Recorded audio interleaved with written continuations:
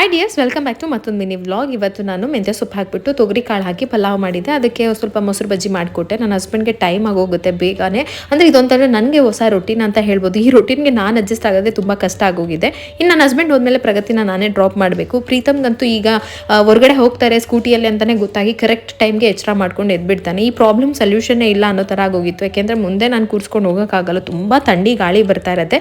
ಅದಕ್ಕೆ ಒಂದು ಸೊಲ್ಯೂಷನ್ ಏನಂತಂದರೆ ಬೇಬಿ ಕ್ಯಾರಿಯರ್ ಇತ್ತು.